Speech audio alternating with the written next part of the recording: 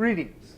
In this problem, we want to calculate the radius of a molybdenum atom, knowing that it has a body-centered cubic cell and the density is 10.26 grams per mil. Now, when we look at the overlay up there, what you can see is that the length of the cell is A, B is the diagonal across the face, and C is the diagonal through the body, and that forms the right triangle. And we're going to need to calculate C because that travels through the two cells in the corners plus one in the center, so that's 4 times the radius. So the technique is the same as it's always been. Step 1 is calculate volume of the unit cell. The second step is calculate length of the unit cell. The third step, what we're after, is to calculate C, and to note that C equals 4R, okay? And then we calculate for R, okay? So first off, we need to go back and ask ourselves how many atoms are in a unit cell. And we can see that there are 8 eighths in the corners and 1 in the center. So there are 2 atoms of MO per unit cell. And we then can convert that to moles, and we know that there are 6.022 times 10 to the 23rd atoms per mole of MO, and that tells us how many moles there are in the unit cell. Now we can convert our moles to mass with the formula weight, which we can get off the periodic table, okay, and that would be 95.95 grams of MO per mole of MO.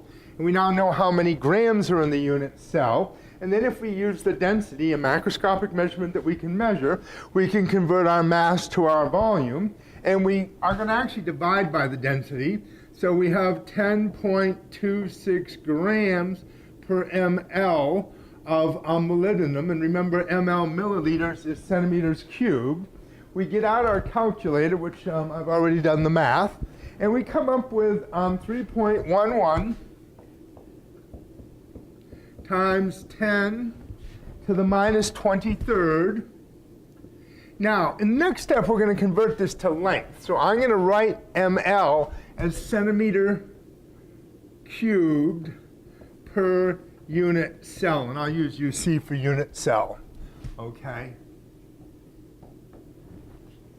Okay, now we want to go to the second step now that we've calculated the volume. And we know that for a cube, the volume is equal to the length cubed. So we're going to say that the length is equal to the cube root of 3.11 times 10 to the minus 23.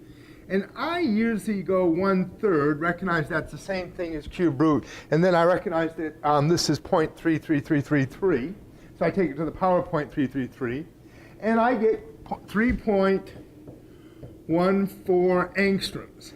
Now, when we look at the image up there, okay, and please look it up there, but what we've got here, since I can't draw up there, is if this represents the face, okay, this is what we're going to call B.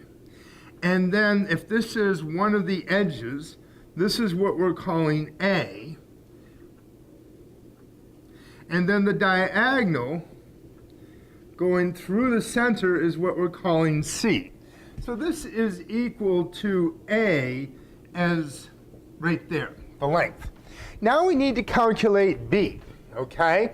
What we know is that we have on the face a right triangle, where B is the hypotenuse across the face, the diagonal across the face. So we can say B squared equals A squared plus A squared.